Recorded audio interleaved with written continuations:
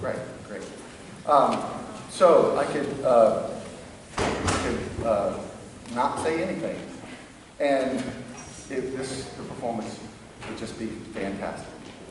Just really, really fantastic musicianship. I said on I'm going to say tape, on the digital thing. We always use the word tape now from old school. But I said on the recording that I have such great respect for the musicianship on the stage. It's very clear that not only is there great musicianship by the students, by you, the players, the musicians, but great teaching that has gone on. I mean, fantastic teaching.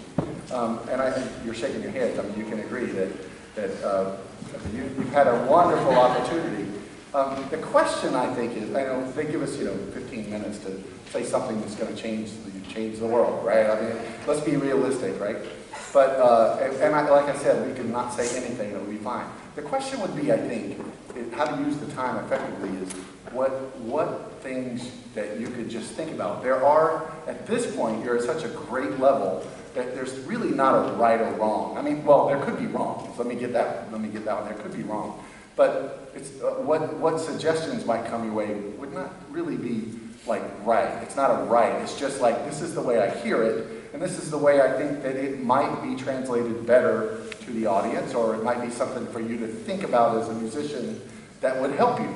It doesn't mean, like, my bass teacher, told me to do a lot of things, and after hours of practicing, I went, yeah, that doesn't really work for me, right? But then there were just those little gems, and I went, oh my gosh, that really works.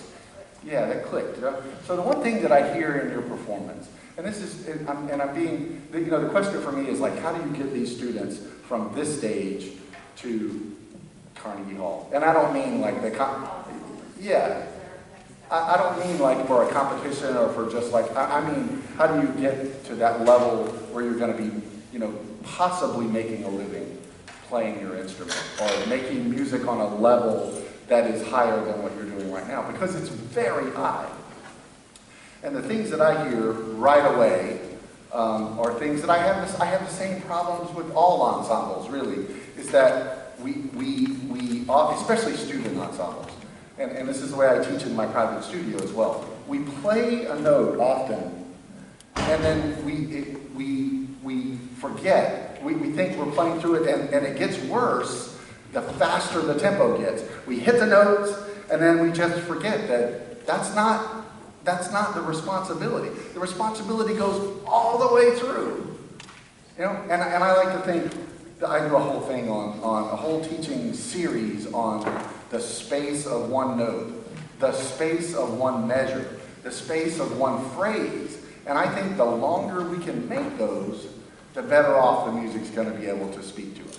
All right? Otherwise, it sounds like this, and you can hear it. You'll hear me on the comment on the tape. There's the one thing you guys were doing across the bar line. It becomes very evident when you have a figure like this, and it happens a lot, like in Beethoven. It happens all over the place in this kind of literature, where you play right, and what you're playing is instead of using the opportunity to energize yourself through the whole thing.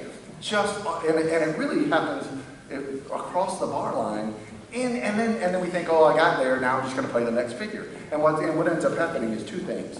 The first note doesn't get energized to push us through, and then we really miss the rhythms, the connection of the rhythms, on the 16th notes, right? We kind of end up going, dee, da da da da dee, and we don't hear it. All we hear is an effect out there. We don't really hear ba-da-dee-da-da-dee, ba-da-dee-da-da-dee. And then, if you think about it over the long phrase, we don't really hear where it's going, because all we're hearing is this. Yeah. Oh, and yeah, because like I said, the faster it is, the harder it is. The other thing is and I made a comment about this as well, when the ensemble compresses rhythms a little bit. Of course, we all do, right? I mean, we all have to sit in our chairs, and it's the worst thing to have to sit there and divide and subdivide, but that's just musical discipline.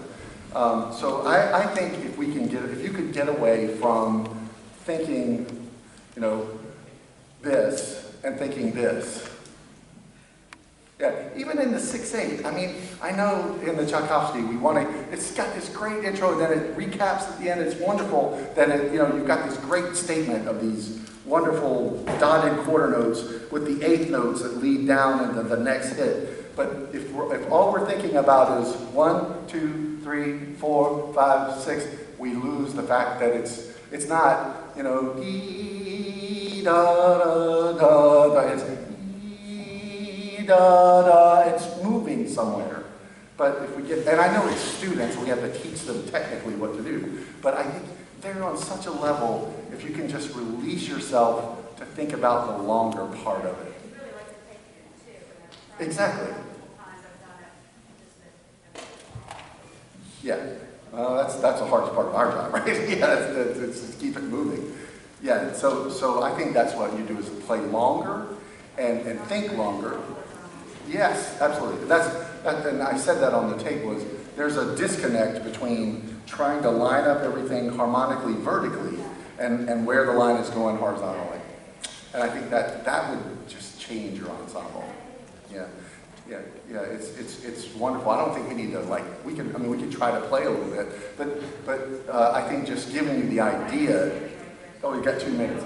Yeah. So those are just things to think about musically, because even as a conductor of orchestras myself, if I heard the music that way right away, I would tell the professional orchestra, this is what we need to do. That would be my job to say, we need to move this forward a little bit, rather than just playing it, because it just trudges along. I mean, that's not a negative word. Yeah, it just kind of goes like this, rather than feeling like, oh my gosh, where are they taking me? Where are they taking me? Where are they taking me? The energy, oh, that's wonderful right there. Rather than just, okay, I know where I'm at right now. I know where I'm at right now. I know where I'm at right now. And, oh, thanks for getting me there. Yeah, it's a musical expression thing, right? You're exactly right. You're exactly right. Yeah, and thinking on that deeper level of musical responsibility. I tell people all the time, all over the country when I'm going out doing guest conducting, that we do not lack musical talent in this country. We don't lack musical talent in our schools. A lot of times we lack musical disciplines. The ability to sit in your chair and fulfill every part of your musical responsibility. Not just the fact that I can play these notes and play them correctly and technically correctly.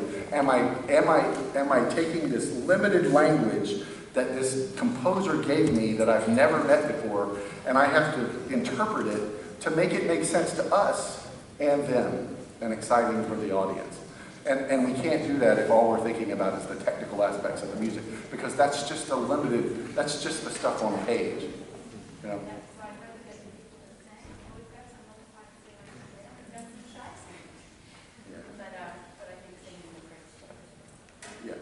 I think if we, there are some conductors of student ensembles that say, no, this is the way we're going to play it, and even students that take private lessons, we were just talking about this out there, they just go on and they say, this is the way to play it. Well, if it's just one way to play music, then I'm just going to buy the recording and play that recording over and over and over. I don't want to hear your ensemble, right? Because it doesn't mean anything to me if it's just one way. Right? It's a living art, and I think we have to do it. You're such a wonderful, congratulations on your career and your retirement, and you've clearly done a wonderful job in teaching these students and caring for them, and I can tell just your presence in front of them and how they look at you and how they follow you, that they really love you as a